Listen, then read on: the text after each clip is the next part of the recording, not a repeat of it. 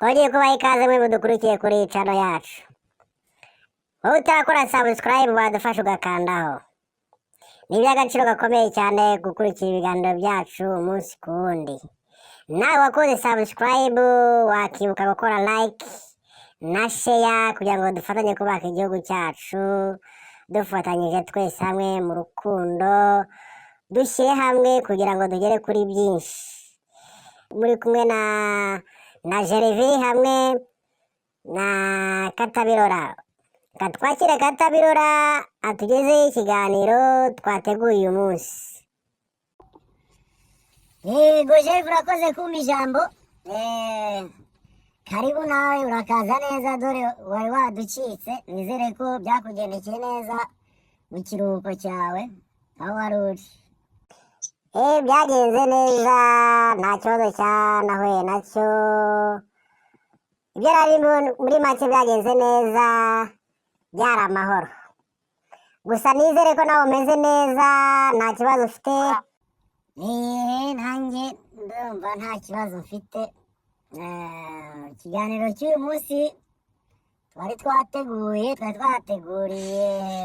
abatwumva ikiganiro kijyanye n'agaciro ka Made in Rwanda. Agaciro ka Made in Rwanda niko nashatse ko tuvugaho. Wenda hariho abantu babona Made in Rwanda ari Made in Rwanda, ntibumve neza agaciro ka Made in Rwanda ari akahe, ariko nagira ngo tubivugeho. Made in Rwanda ni ibintu bakoreye mu Rwanda. Ntabwo Made in Rwanda twajya avuga ngo ni ingofero cyangwa ngo ni ishati cyangwa ni iki gusa. Abo ni ibintu byose byaba bikorewe mu Rwanda. Uri kumva, ni ibintu bikorewe mu Rwanda. Si ngombwa ko tubigura twebwe Abanyarwanda gusa. Ntabwo bikorewe Abanyarwanda gusa. Ntabwo ariyo mpamvu ari Made in Rwanda. Ntabwo kuba ari Made in Rwanda ntabwo ari ukuvuga ngo ibyo bintu byakorewe Abanyarwanda. Ahubwo Made in Rwanda ni Made in Rwanda bikorewe mu Rwanda. Bigomba kugurishwa bikorewe mu Rwanda, nyine bikagurishwa ahari hose. Bigurwa n'Abanyarwanda, bigurwa n'Abatanzania, bigurwa n'Abanyakenya, ariko byakorewe mu Rwanda. Icya mbere na mbere naheraho ko icyo kintu kiba ari ikintu cy'agaciro cyane, kumva yuko iki kintu gipakiwe amato cyangwa amakamyo zijyanye kugurisha ibintu byakorewe mu Rwanda mu bindi bihugu. Kuko jewe ku giti cyanjye, Made in Rwanda nifuza ko cyaba ikintu tugatwara hanze abantu bakabikunda bo mu bindi bihugu, turetse no ku mugabane wacu, bikajya no ku yindi migabane.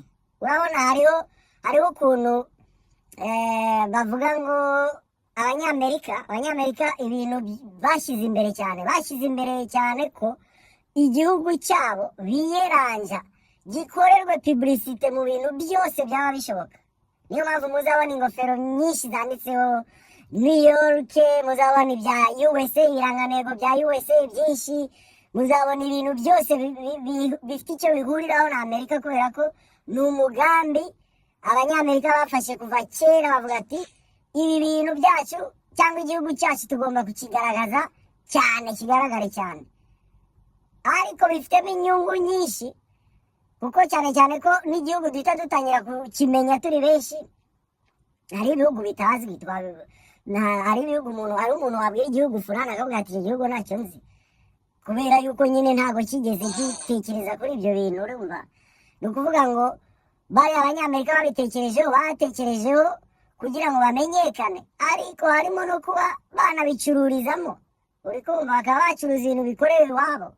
Ni nk'uko u Rwanda natwe twabikora tukavuga tuti Made in Rwanda, tuyohereze n'ahandi, twiyeranje, dutembere, tumenye n'ibyaha abandi bantu bo hanze bakenera, tuze tubikore, tubifate, tubipakire amakamyo, bigende hari ahantu babikeneye.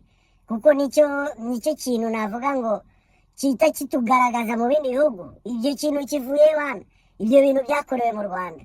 Bivuze iki rero? Bivuze ko iriya Made in Rwanda tugomba kuyikorana ubushishozi. Tugomba kuyikora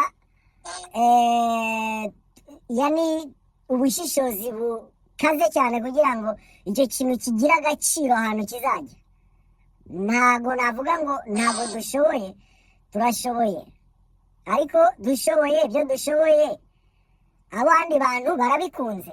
Yego turabikunze nk'abanyarwanda, ese abandi bantu bo mu bindi bihugu bo barabikunze, tukiyeranja tubibakundisha, dukora ibyo bakunze, bishobotse tunafata abantu tubohereze, nk'uko n'abandi bantu bajya mu gushakisha, yani navuga ibintu biteza igihugu imbere mu mahanga, tugashakisha n'abandi bantu bajya gushaka marishe mu bindi bihugu. Kandi made in Rwanda ntago nza kuvuga ngo ni imyenda, ngo ni amasakoshi cyangwa ni inkweto. Made in Rwanda ni ibintu byose byaba bikorewe mu Rwanda, iyo byaba ibiti, niyo yaba imiceri cyangwa ibiki, ibintu byose bikorewe mu Rwanda dushoboye kugurisha hanze y'igihugu. Sasa ugasanga twebwe dushoboye kuba twafata tukabifata tukamenya ngo i Bugande bafite marishe y'ikintu iki n'iki, hariho ibintu bakeneye ibi n'ibi, niba imyenda cyangwa n'ibindi bintu, tukabikora n'ubwitonzi n'ubuhanga bwinshi cyane, cyane cyane ubuhanga bwinshi cyane kuri icyo kintu, ku buryo twebwe nta muntu uza babyita gukonkira. Natwe gukonkira ni ukuvuga gufata umuntu waza kuba yakwigana ibyo bintu uri gukora, nawe akajya kugurisha hariya yabonye ko ufite isoko. Ni ukuvuga ngo ibyo bintu urashobora we kubikorana ubuhanga bwawe n'ubwitonzi bwinshi, kubera ikiraka wabonye ahantu, ugapakira amakamyo yawe ukoherezayo ibintu bikorewe mu Rwanda bikagenda. Rwose niko bimeze, ibyo bintu bikorewe mu Rwanda. Nkatwe abanyarwanda nk'uko bivuze, tugomba kubyitaho tugakora ibintu biri karite, kuko iyo ukoze ibintu biri karite nk'uko wabivuze, birakundwa, bikaba byapakirwa bikajyanwa hirya no hino, byagera no hanze bakabikunda, akazi kakaboneka mu Rwanda, ku buryo nta muntu wabasha kubyigana n'umwe. Kandi ikindi, twebwe abanyarwanda nk'uko ibintu ari ibyacu, tukabikunda tukabikundisha n'abo ngabo tubishyira, tukabikunda kubarusha. Ni muri urwo rwego made in Rwanda yacu twayihesha agaciro, tuyikora neza. Ntabwo ndi kuvuga ko ikorwa nabi, ariko hakenewe gukorwa ibintu byinshi. Ibyo ari byo byose twakorera mu Rwanda tukabikora neza, uri kumva? Nk'urugero natanga, hariho nk'ukuntu nka kampani fulani iba ifite nk'ikiraka cy'ibintu fulani.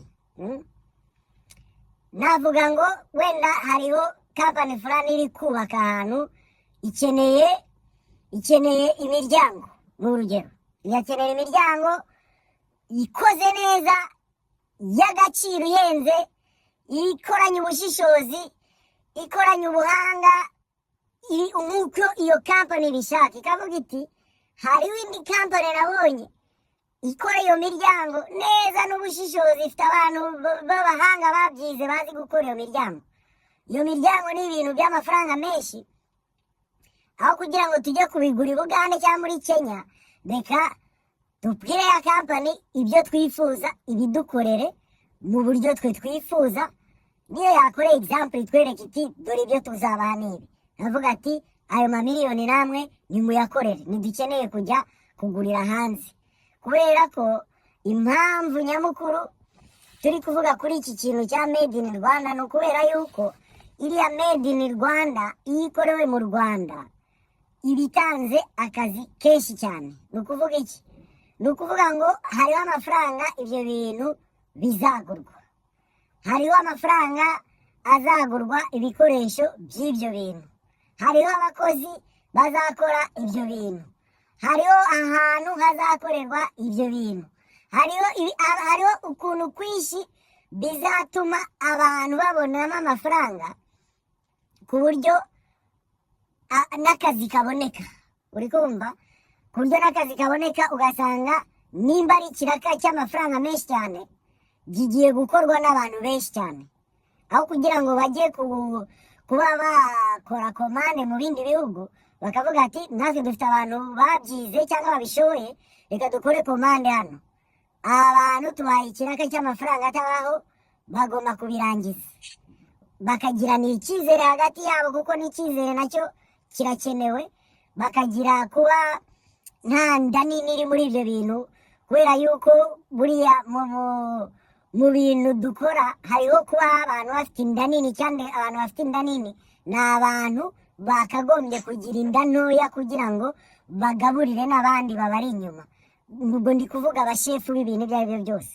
Kumva yuko ufite ikiraka cy'amamiliyoni ariko uri kubara ayo uzibamo nangahe, ariko uzaba uhombeje abantu benshi inyuma bakariye kuri ayo mafaranga. Bishatse kuvuga ngo wowe yeranje uvuga uti iki kiraka umushefu w'iyo kampani izakora icyo kiraka azahembwa gutya, umukurikiye azahembwa gutya, kugeza ku muzamu uzarahira ibintu azahembwa gutya, bije naya, amafaranga naya, utange inani bakuhe icyo kiraka. Ariko nihazamo ka kantu k'ubusambo ko kwitwa ko ubonye ikiraka cy'amamiliyoni, kwanza uhita ufata izo miliyoni zawe ugahita ujya kuzikoresha ibindi bintu, ntabwo biri bukunde. Niho hantu ya made in Rwanda ihita itangira kujya hasi, kubera nta cyizere. Icyizere mu bintu muri komande y'ibintu by'amafaranga menshi. Ntabwo turi kuvuga miliyoni 5, turi kuvuga ibintu by'amamiliyoni nka 100. Ntabwo umuntu ari buze kuguha ikiraka cya miliyoni 500 wowe uri umuntu umwe ugihagarariye. Nurangiza utangire gutekereza ngo muri izi 500 ngo harimo 50 zanjye, 50 zawe ahubwo urashaka no guhomba, kubera icyo kiraka niba ari ikiraka cy'amezi 7 kirashobora kuguhombera, kubera yuko hari ibintu ukuntu amafaranga agenda ajya hasi no hejuru. Ibyo bizana ibibazo mu bantu bafite kontra nk'izo. Ariko hagati y'ukoresha n'ukora baba babiziranyeho, kubera ko amafaranga arata agaciro cyangwa akiyongeza agaciro. Ibyo bikaba ngombwa ko babyumvikanaho mu gihe bari gukorana kontra. So ni ukuvuga iki? Ni ukuvuga ngo wa muntu mukuru, tekereza ko ibyo bintu bigiye gukorerwa mu Rwanda. Kora bije zawe nk'uko wabyize, utekereze ko ibyo bintu bigiye guha akazi abantu benshi. Utekereze kabisa uvuga uti ibintu mbishyize ku murongo, ubu ngubu ikintu ngiye gukora, ngiye gushaka abakozi babishoboye, tuze dukore ibyo bintu bigiye ku murongo. Atari ugutekereza gusa ibyo wowe uri bushyire mu nda yawe tu. Uri kumva? Tekereza ko ari ibintu bigiye guha abantu benshi akamaro. Ubwo rero ko niko kamaro navuga gahurirana na ya made in Rwanda. Kuko mu Rwanda turashoboye byatari, nta kintu cyatunanira. N'ibikoresho birahari, n'ibidahari wabitumiza ahandi bikaza. Ibintu byose birahari. Niyo twahera ku misambi, urabona abantu baboha imisambi bayiboha neza ikaba ifinyo isa neza kabisa. Ubwo turi kuvuga abakora imisambi. Hariho umwana nigeze kubona ari kuvuga ngo ari gukora imbunda, ngo ashaka support kugira ngo iyo mbunda ikore neza, ijye ku murongo, ikore imbunda atangira agurishe. Ntabwo ari ukuvuga ngo nta bwenge afite, arabufite. Ahubwo icyo akeneye ni iki? Arakeneye nka support, kuko hari umuntu waba amurusha ubwenge muri bwa bwenge wa mwana afite bwo kwicara kwanza akabanza akanadepansa n'ibyo 2,000 bye yari ifite byo kurya ubugari, agahita avuga ati genda bishyira kuri iki kintu ndebe icyo biri bubyare. Ariko hari undi muntu wicaye hariya wize, ashaka kumubwira ati rero wa mwana we, iyi mbunda yawe ikeneye ibyuma bin'ibi, bikeneye amarasozi n'izi, bikeneye ibintu bifite yani ingufu kuruta bino wowe wakoresheje. Bishatse kuvuga iki? Bishatse kuvuga ngo akeneye support. Ya support rero aba ari buyibone kubera ko nta muntu azi, arayibona kubera ko hari umuntu wamubonye, aravuga ati uyu mwana ngiye kumureba ibyo akora, amuhe support. Ni ukuvuga ngo bya kintu kirashaka kugenda buhoro buhoro, ukamwereka aho agura ibyuma bijyamo imbunda, ukamwereka aho agura ibikoresho by'imbunda, ukabona wa mwana ashinze uruganda buhoro buhoro, kuko ibintu nuko bitangira. N'abantu batangiye bakora amamodoka cyangwa izo mbunda tuvuga zigurirwa hanze, ni abantu batangiye ari imikino bikarangira bibaye ibintu bizima. Murabizi mwese umuntu wakoze indege yamugushije nk'inshuro 20 kugira azabone ko yageze mu kirere yagurutse.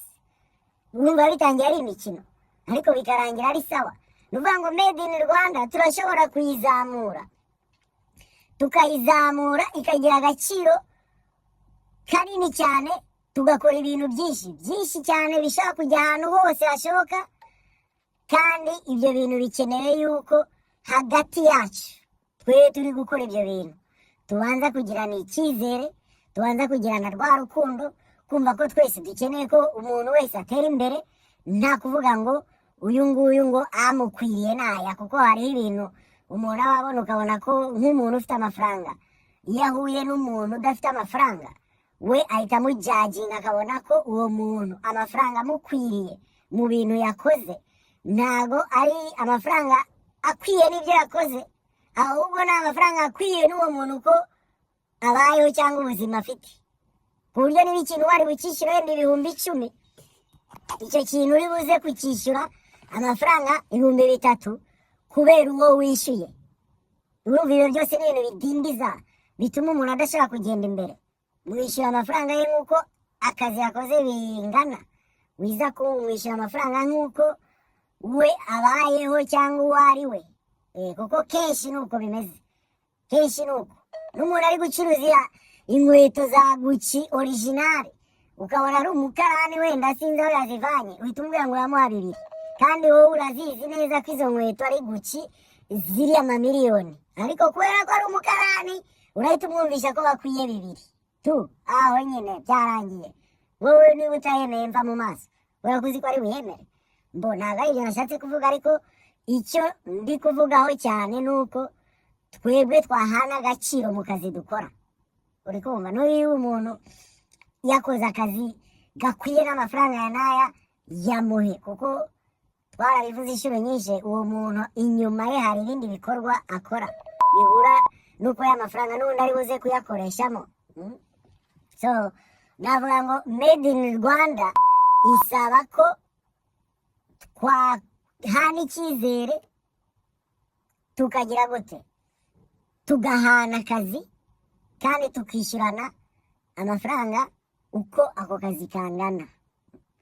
Kuko naguha nk'urugero, nk'umuntu arashobora kujya hanze akabona nk'imisambi mu Bufaransa, abazungu barayikunze cyane, ugafata example y'umusambi ukawujyana muri butike mu Bufaransa ahantu bacuruza amatapi, ukabona imisambi iri kugurwa byatari, ugahita umanuka i Kigali ugahita ubabwira shaka toni 40 z'imisambi, ariko kubera yuko wagiye mu Bufaransa, wowe umusambi niba i Kigali umusambi ugurwa 1000, mu Bufaransa wenda bari kuwugura 40,000, aho kubera yanda yawe urashaka gufata wa musambi uze abantu bawugurisha 1000 mu Rwanda wakubita 1000 cyangwa 800, kubera yuko wowe wabonye mashe nini mu Bufaransa bazaguha amamiliyoni zawe, usange wa muntu nyiri umusambi nta kintu abonyeho, ariko umubwije ukuri cyangwa akaba abizi nawe ubwe ukamuha n'ibiciro ugurishaho mu Bufaransa, ukamubwira uti umusambi mu Bufaransa ni 40,000.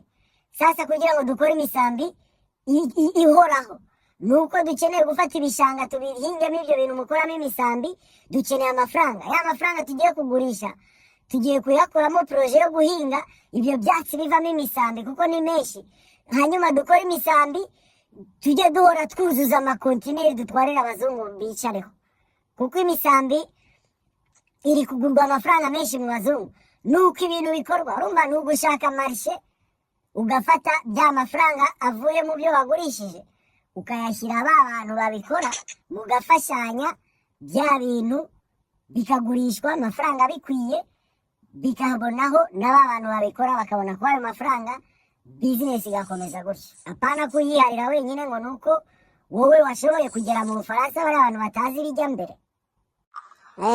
Nk'uko wari ubivuze, nk'uwo muntu wagiye mu Bufaransa akabona ibintu by'imisambi akabona ko bifite amafaranga.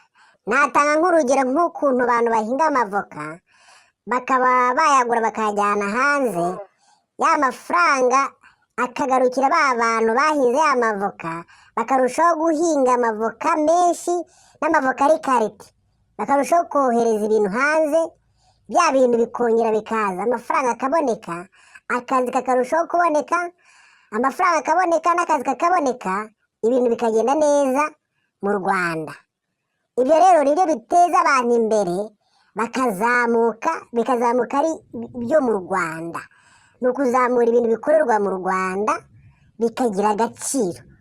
bikatugira umumaro twese hamwe, yaba hahandi byavuye na wa wundi ubijyana, twese hamwe bikagira aho bituvana n'aho bitugeza mu buryo bw'imikoranire myiza. naho nyine bigarukira bitanga akazi, bitanga amafaranga, bitanga yani ibintu byose bigenda neza. Urabona, reka dufate n'urundi rugero. Urabona nk'abantu bari kuri YouTube cyangwa muri aya ibintu byo kuri interineti nk'ibi turimo nyine. Urabona hari ukuntu abanyarwanda ntago ndi bubavuge ngo ntago batanga subscribe cyangwa ngo ntago batanga izo like n'ibiki, ariko abantu bo mu bindi bihugu usanga umuntu afite izo subscribe n'ama like nyinshi kubera yuko barabizi icyo bivamo ni ukuvuga ngo uriya muntu natera imbere n'amafaranga yinjira ava hanze yinjira mu gihugu. Uri kumva ndakubivugira cyane cyane ku bantu baba bari mu Rwanda bakora ama content zabo kuri YouTube. Urumva amafaranga YouTube bishyura ntabwo ari amafaranga avuye mu Rwanda, amafaranga avuye hanze, amafaranga azakaza mu Rwanda abantu bagatera imbere.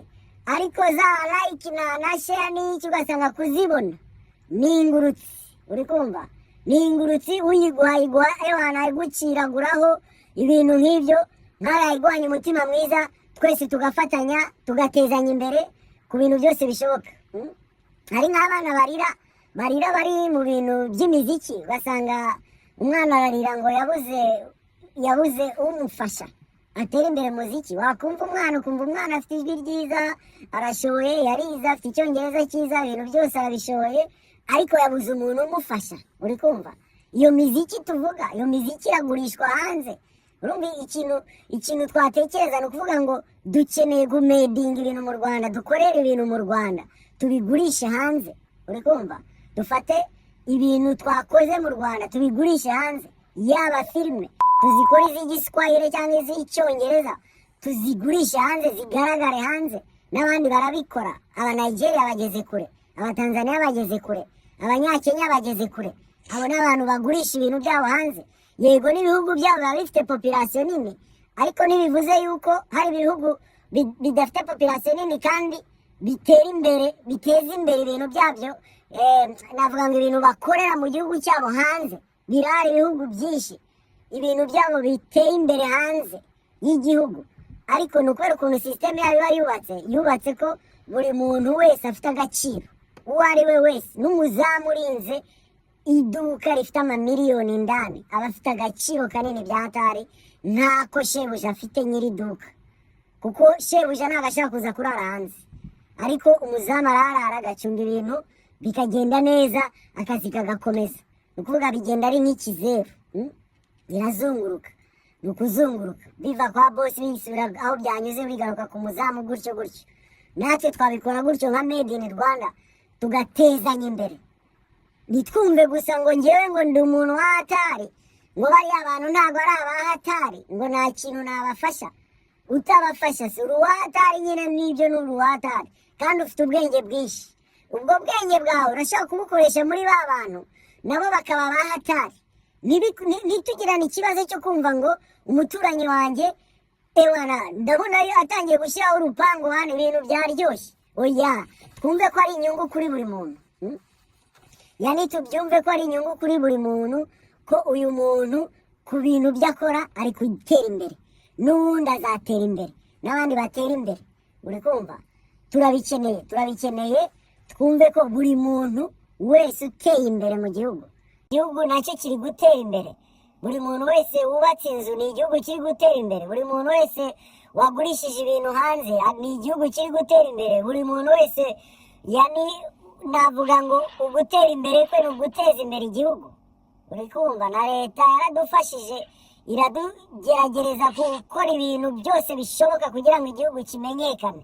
Natwe nitugerageze dukore ibintu byose bishoboka igihugu kimenyekane. Ntitumenyekane mu bibi gusa, tumenyekane no mu byiza, tumenyekane nk'abantu bakundana, tumenyekane nk'abantu batangana, bahana sapoti ukayiha umuntu uwo ari we wese. Umuntu wese ubona ko ari akeneye sapoti yimuhe. Ntujye umuntu naze kukubwira ikibazo cye ngo ubibone yuko ikibazo cy'uyu muntu ari inyungu zawe. Oya, twese twese twateza igihugu imbere kuva ku mutoya kugera ku mukuru.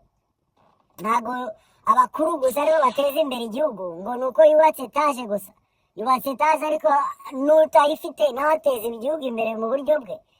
Tubyumve gutyo, dutezanye imbere, duhana akazi, yani ibintu byose bigende neza, niko nabivuga. Ngibyo wari uvuze guhana akazi, nidukora twese tugahana akazi kandi muri ako kazi dukora tugakundana, tugahana agaciro muri ibyo bintu dukora byo mu Rwanda, tuzarushaho gutera imbere, igihugu cyacu kirushaho kumenyekana. Nk'uko u Rwanda rwafashe umwanzuro ukavuga ngo reka dushyiraho visiti Rwanda kugira ngo u Rwanda rumenyekane, natwe tugerageze dukora ibintu byo twikoreye nk'abanyarwanda biteza imbere u Rwanda rwacu rumenyekane, bavuge ngo ibi bintu ni iby'u Rwanda, ibi ni iby'abanyarwanda. U Rwanda rwacu rurusheho kuzamuka, natwe tuzamurane, n'u Rwanda rubone imisoro, ruzamuke, ibikorwa remezo bikoreke, amashuri yubakwe, amavuriro bikomeze byubakwe, n'imihanda nk'uko bashaka kubaka imihanda yo hejuru. Aho niho bizava, muri uko gukora ibintu bivuye hano mu Rwanda, u Rwanda rwacu ruzamuke. Urumva ni icyo kintu navuga ngo ni indoto, ni dream, lakini iyo dream turashaka kuyigeraho duhereye ubu, tugahera ubu kabisa, tukabishyiramo ingufu, tukavuga tuti okay, buri muntu wese afite agaciro kangana n'uwundi, nta gusuzugurana, buri muntu wese afite agaciro. Akantu ko gusuzugurana, ko kubona ko uyu muntu iba atabikwiye, ko kubona ko umuntu iba atabishoboye kandi yagerageje, utuntu nk'utwo tutuvane mu bitekerezo byacu, ahubwo tubone ko na uriya muntu akantu adashoboye wowe ubishoboye wamufasha bikagenda neza. Uri kumva? Hariho nk'abantu navuga nk'abantu b'abashoferi, ni urugero ngiye gutanga. Nk'umuntu w'umushoferi arashobora kuba ari umushoferi utwara ikamyo, ariko akavuga ati ngiye ntwara ikamyo ariko ngiye nkundana na Myasiro. Myasiro rero njya mbona ari umuntu ajya ambwira ko akunda ikamyo, reka nyimwigishe. Hari abashoferi bafata abana bakabigisha amakamyo nta nyungu abifitemo, ugasanga umwana ejo bundi ni umu expert kw'iyo kamyo, kandi kubera urukundo bamugiriye, wa mushoferi yamugiriye, arangije aramwigisha, yakamyo arayitwara. Ubu wa mwana nawe asigaje kwigisha undi. Ubu bose bari kwiga, cyangwa umwe yaramenye undi ari kwiga. Ubu abantu batatu bamenye ikintu kimwe. Ni ukuvuga iki? Ni ukuvuga ngo ni rwa rukundo wa wundi wa mbere yakoresheje yigisha wa mwana wa kabiri, wa mwana wa kabiri nawe azigisha undi, gutyo gutyo. Ni ukuvuga ngo ibintu byose bigiye bigenda gutya. Umuntu ntakubaze ngo mu Bushinwa wambwiye ukuntu mu Bushinwa bigenda, ko nifitiye amafaranga yanjye kandi nkaba mfite n'ikibanza ahantu cyo gucururizamo, wambwiye ukuntu bigenda. Utangira umubeshye, umubwire uti mu Bushinwa bakwiba, ewana urebye nawe amafaranga yawe wavayo bayamaze, ahubwo ntuzibeshye ujye mu Bushinwa. Ni nkawe nagura inka, ewana nkihingira nkagura n'imirima ngashaka n'iki, kandi umuntu yari yifitiye dream yo kwigira mu Bushinwa kurangura, ariko uri kumva ko agiye kuba umukonkeri ugahita umubeshya. Urumva ntaho bipfira.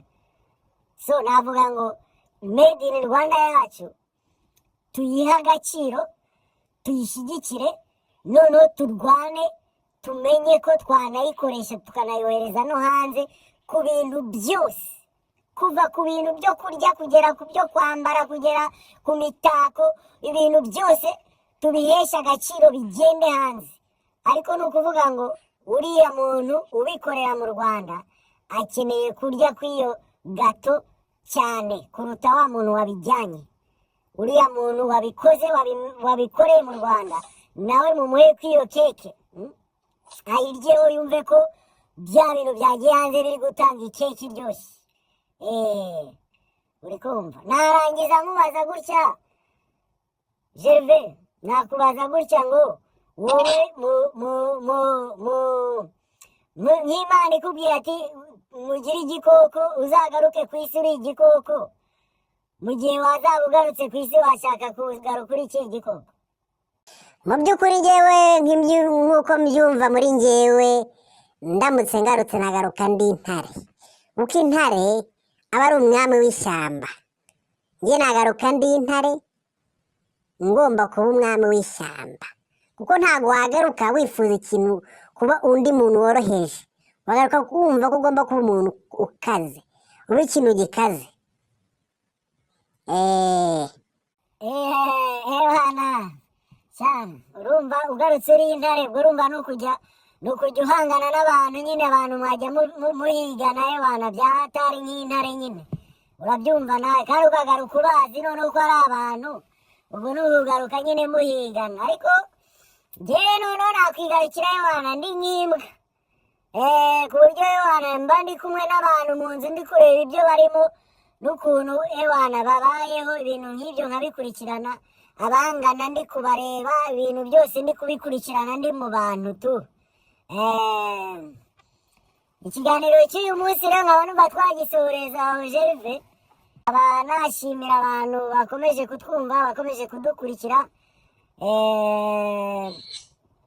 mbabwira ni Imana ikomeze ibarinde, kandi Imana ikomeze ibafashe mu byo murimo, kandi mugire ibihe byiza, turi kumwe, mukomeze murwane kabisa, dutere imbere, ni ugukoresha ingufu zishoboka, dutere imbere, n'abana tuzasiga tuzabasigire izo ngufu, nabo babone ko hari icyo ababyeyi babo bagezeho, kandi tubasige mu rukundo, bakunde n'igihugu cyabo, bakundane nk'abanyarwanda bose hamwe nta kurobanura kabisa, dukundane, dutere imbere, kandi dukoreshe ingufu, tubone ko buri muntu wese ari nka mugenzi we. Katabiro urakoze cyane ku bw'ikiganiro dufatanyije kugeza kuri ku badukurikiye, murakoze cyane, naho ubutaha.